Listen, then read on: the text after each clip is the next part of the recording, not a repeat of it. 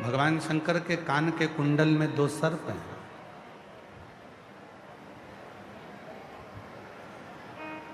कान के कुंडल में दो सांप हैं। क्या नाम है उन सर्पों का? कान के कुंडल में आवाज नहीं आ रही है क्या बीच में? कान के कुंडल में दो सर्प हैं।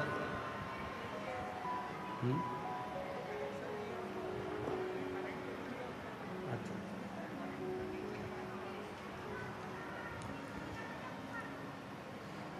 भगवान शिव के कान के कुंडल में दो सर्प हैं।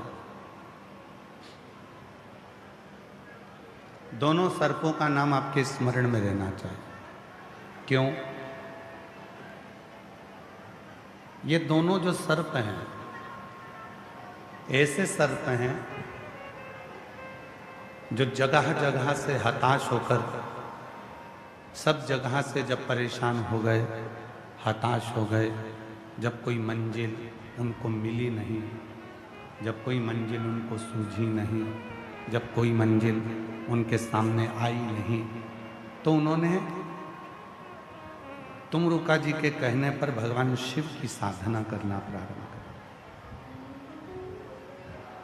भगवान शंकर की आराधना करना प्रारंभ करी, भगवान शिव की साधना करना प्रारंभ करी, शिव की आराधना करना प्रारंभ करी। ये दोनों जो कुंडल हैं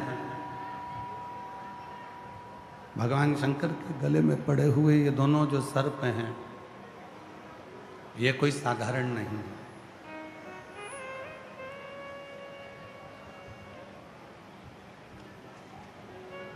माता वीणता के द्वारा जो संपूर्ण जगत में सर्प का एक आनंद प्राप्त हुआ, उन्हीं सर्पों में दो सर्प हैं। एक है पद्म, दूसरा है पिंगल। यदि कोई आपसे पूछे कि भगवान शंकर के गले में जो सर्प है, भगवान शंकर के गले में जो, भगवान शंकर के कानों में जो सर्प पड़े हुए हैं, भगवान शिव के कानों में जो दो सर्प पड़े हुए हैं, उनका नाम क्या है? तो आपके स्मरण में रहना चाहिए वो दोनों सर्पों का नाम है पद्म और पिंगल। उन दोनों सर्पों का नाम है पद्म और पिंगल। क्या नाम है? जम के बोलो। पद्म और पिंगल। अंदर के बक्से खुलवाओ ना, अंदर आवाज नहीं है। दो सर्प हैं भगवान शिव के कानों में, कुंडल में, और भगवान शंकर के कुंडल में जो दो सर्प हैं, एक का नाम है पद्म और दूसरे का नाम है पिंगल।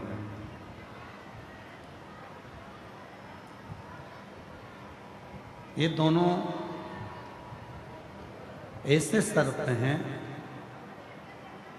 जो हताश हो गए थे, हर तरह से अपनी मंजिल तक नहीं पहुंच पा रहे थे और बड़े दुखी हो गए थे। दुखी भी हुए तो किससे?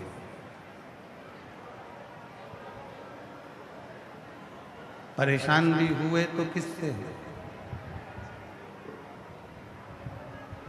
अपनों से। और ध्यान देना, शिव महापुराण की कथा कहती है कि दुनिया से लड़ना सरल है पर अपनों से लड़ना कठिन है। भगवान शंकर की कथा कहती है कि दुनिया को राजी करना सरल है पर अपनों को राजी करना कठिन है। शिव महापुराण की कथा कहती है कि दुनिया को संतुष्ट करोगे कर लोगे, पर अपनों को संतुष्ट करना बहुत कठिन है।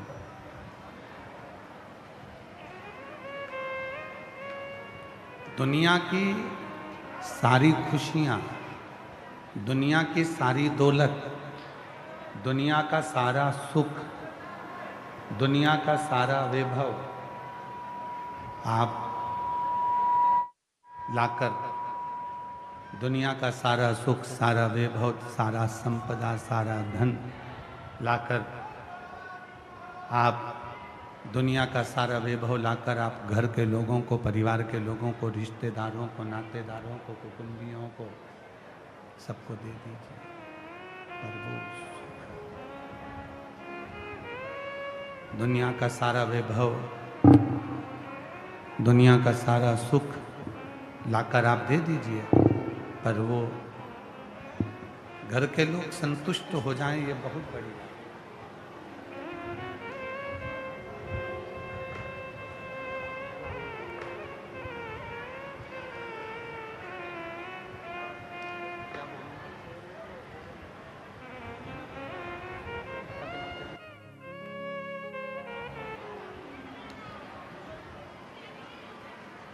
शिव की कथा कह रही है कि दुनिया का सारा सुख, दुनिया का सारा वैभव,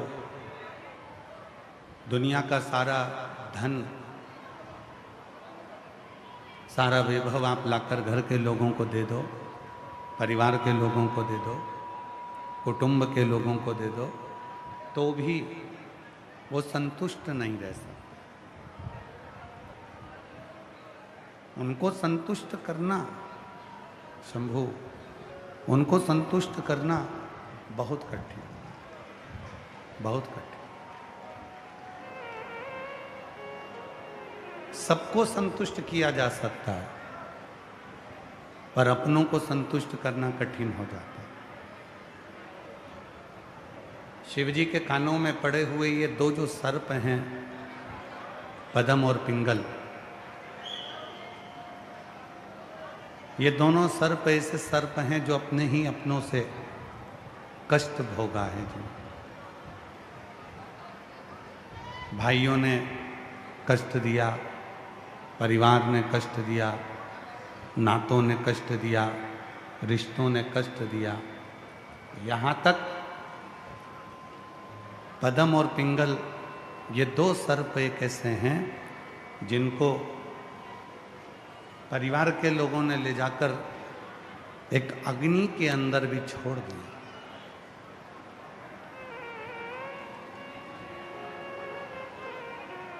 एक अग्निकूप में,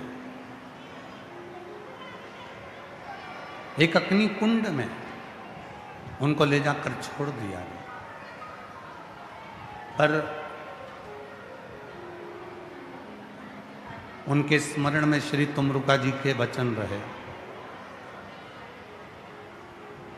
उनके स्मरण में तुमरुका जी के शब्द रहे, और तुमरुका जी के वचन उनके स्मरण में रहे, क्योंकि तुमरुका जी ने कह दिया था एक बार कि जिंदगी में, और ये तुमरुका जी के वचन हर एक व्यक्ति के स्मरण में रहना चाहिए, जिंदगी में हर जगह से जब टूट जाओ, जब कोई तुम्हारा साथ ना दे, कोई तुमको साथ ना निभाए, चाहे पराए हों चाहे घर के हों, तुमरुका जी के वचन, वो दोनों सर्प पद्म और पिंगल जो शिव जी के कानों में कुंडल के रूप में विराजमान है, तुमरुका जी के वचन उनके स्मरण में आ गए जब उनको ले जाकर अग्नि के कुंड में पटका, जलती हुई अग्नि के नजदीक में ले जाकर जब उनको छोड़ा, तो उनके स्मरण में तुमरुका जी के वचन आ गए कि जब परिवार, नाते, रिश्ते, कुटुंब, कबीले, ये सब हर तरह से जब तुमको तोड़ दें, तब उस समय पर केवल एक जगह ऐसी है, किसी भी पंच वृक्ष की छांव, सुख का अनुभव करा देते हैं। पहला है बट वृक्ष, दूसरा है बेलपत्री का वृक्ष, तीसरा है आंवले का वृक्ष, चौथा है पीपल का वृक्ष, और 5वें नंबर पर है शमी का वृक्ष। शमी,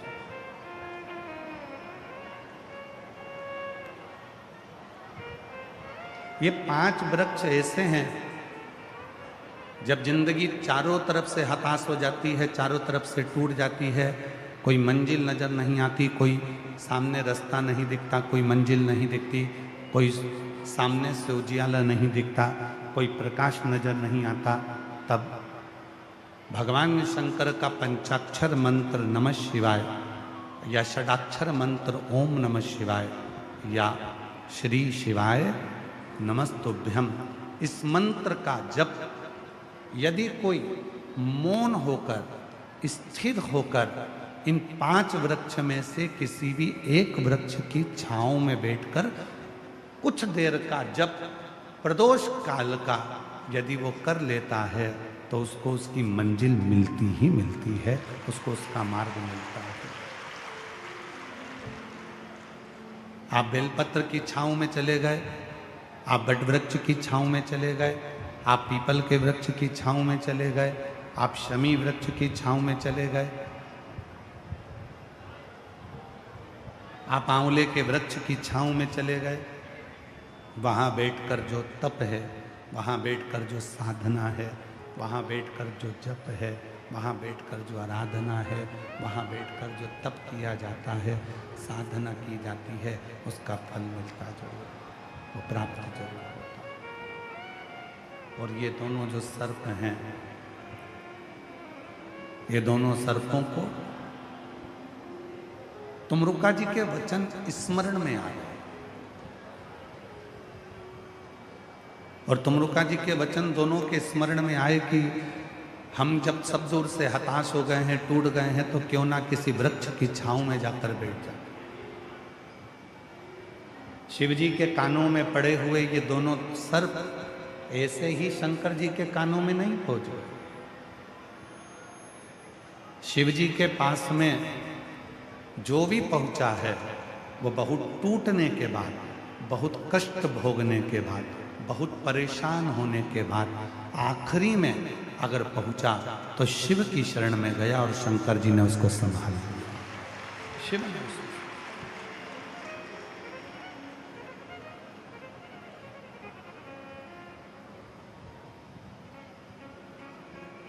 यदि दुनिया से सताए ना होते तो तेरे दर पर आए ना होते। जब सब जगह से सताए गए, हर जगह से अपशब्द कहे गए, हर जगह से ताने दिए गए, हर जगह से आड़े टेढ़े वचन कहे गए, जब हर तरह से दुनिया के लोगों से सताए गए, तब जाकर कहीं शिव महापुराण की कथा में जाकर बैठे हैं और भगवान शंकर की शरणागति के तब शिव के मंदिर में जाकर 1 लोटा जल समर्पित कर रहे हैं, तब शंकर जी के मंदिर में जाकर श्री शिवाय नमस्तुभ्यम का जप कर रहे हैं, तब जाकर पंचाक्षर मंत्र का जप कर रहे हैं, तब यज्ञ किया, तब अनुष्ठान किया, तब साधना करी, तब शिव का स्मरण किया।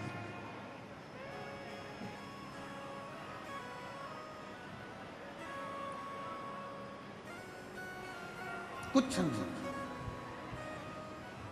कुछ नहीं। दुनिया की जितनी तपन है, दुनिया के जितने कष्ट हैं, दुनिया की जितनी बीमारी है, दुनिया के जितने रोग हैं और दुनिया के जितने दुख हैं, इन सारे दुखों से अगर कोई निकाल सकता है तो केवल शिव ही निकाल सकता है, केवल शिव,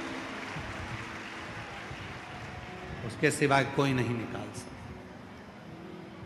पदम ने विचार करा, पिंगल से कहा, हम इतने में पिंगल ने एक बात कही और वो स्मरण में आपके भी रहना चाहिए। पिंगल ने कहा कि हम कोई मनुष्य थोड़ी ना, हम तो सर्प हैं। क्या भगवान भोलेनाथ सर्प की भाषा को सुन लेंगे? कल कथा में कहा था, कल कथा में स्मरण कराया था, भगवान विष्णु जी ने माता लक्ष्मी जी से कहा कि शंकर जी का नाम परमात्मा है। बोलो, सुना था कि नहीं सुना था कल कथा में? जम के तो बोलो, सुना था ना? भगवान विष्णु लक्ष्मी जी से कहते हैं कि भगवान शिव का नाम परमात्मा है। परमात्मा का मतलब क्या होता है कि कुछ मत बोलो, केवल उसके मंदिर में जाकर उसको ताक लो, उसको देख लो, उसका दर्शन कर लो। कुछ मत बोलो तो भी तुम्हारे मन को वो पढ़ ले और मन की बात तुम्हारी जानकर तुम्हारी झोली भर दे। उसको परमात्मा कहा, उसी को परमात्मा कहा, वही परमात्मा है। उसी को परमात्मा की संज्ञा दी गई, उसी को परमात्मा कहा।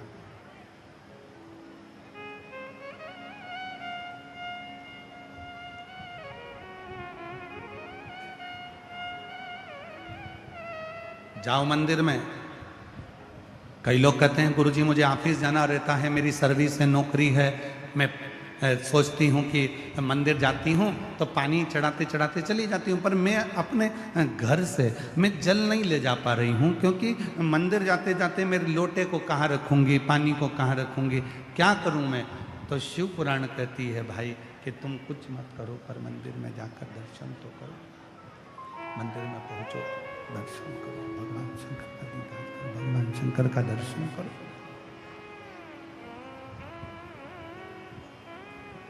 मंदिर में जाकर तुम दर्शन तो करो। ये पिंगल से कहा, क्या हम सर्पों की बात, हम सांपों की बात, हम सर्पों की बात क्या शिव स्वीकार कर लेंगे? क्यों नहीं? भगवान विष्णु ने एक नाम दिया है, पिंग, परमात्मा। भगवान विष्णु ने एक नाम दिया है, परमात्मा। परमात्मा और परमात्मा का मतलब होता है, परमात्मा का मतलब होता है सामने वाला कुछ ना बोले, कुछ भी ना बोले, एक शब्द भी ना बोले, उसके मुख से कोई शब्द ना ही निकले और केवल वो भगवान के सामने पहुंच जाए, भगवान के सामने वो जाकर खड़ा हो जाए और भगवान उसके मन की दशा को समझ जाए। वही परमात्मा, जो मन की दशा को समझ रहा, जो मन के विचारों को समझ रहा, जो मन की दशा को जान रहा। अब कई लोग कहते हैं क्यों गुरुजी, वो भगवान भोलेनाथ हिंदी जानते हैं? क्या शंकर भगवान संस्कृत जानते हैं? क्या शंकर भगवान अंग्रेजी जानते हैं? क्या शंकर भगवान मराठी जानते हैं? क्या शंकर भगवान हरियाणी जानते हैं? क्या शंकर भगवान पंजाबी जानते हैं? क्या शंकर भगवान दिल्ली की भाषा जानते हैं? क्या शंकर भगवान मालवा की भाषा जानते हैं? क्या शंकर भगवान गुजराती जानते हैं? क्या शंकर भगवान तमिल जानते हैं? क्या शंकर भगवान कन्नड़ जानते हैं? क्या शंकर भगवान आंध्रा की भाषा जानते हैं? क्या शंकर भगवान तेलुगु जानते हैं? क्या शंकर भगवान केरल की भाषा जानते हैं? क्या शंकर भगवान उत्तराखंड की भाषा जानते हैं? क्या शंकर भगवान असम की भाषा जानते हैं? शिव महापुराण की कथा कहती है, मेरे भोले बाबा अगर कोई भाषा जानते हैं तो केवल तुम्हारे भाव की भाषा, निर्मल मन की भाषा को जानते, सच्चे हृदय की भाषा को। यदि कोई भाषा वो जानते, यदि कोई भाषा वो जानते हैं, किसी भाषा को यदि वो जानते हैं तो केवल तुम्हारे मन की भाषा को, तुम्हारे सच्चे हृदय की भाषा को, तुम्हारे निर्मल मन की भाषा को, तुम्हारे शुद्ध भाव की भाषा को मेरे शिव जानते। बाकी की कोई भाषा भगवान शंकर नहीं जानते, कोई भाषा नहीं। केवल निर्मल भाषा, मन की भाषा, सच्चे भाव की भाषा, सच्चे हृदय की भाषा, सच्चे दिल की भाषा जो तुम्हारी होती है, केवल शंकर भगवान उसी भाषा को भजते हैं, उसी भाषा को जानते हैं। मेरा शिव बाकी की कोई भाषा को नहीं जानता। मेरे शंकर भगवान फिर कोई भाषा नहीं जानते, केवल प्रेम की भाषा जानते, केवल प्रेम। और तुम सोचो कि मैं विचार करना, महाराष्ट्र में रहने वाले मराठी में भगवान का भजन करते हैं, गुजरात में रहने वाले गुजराती में भगवान का भजन करते हैं, कोई तेलुगु में भजन करता है, कोई पंजाबी भाषा में भजन करता है, कोई हरियाणी भी भाषा में भजन करता है। सब अपने अपने भाव से भजन कर रहे हैं। अब ये तो मनुष्य की बात हो गई, ये तो मानव की बात हो गई। शंभो शंभो शंभो शंभो शंभो।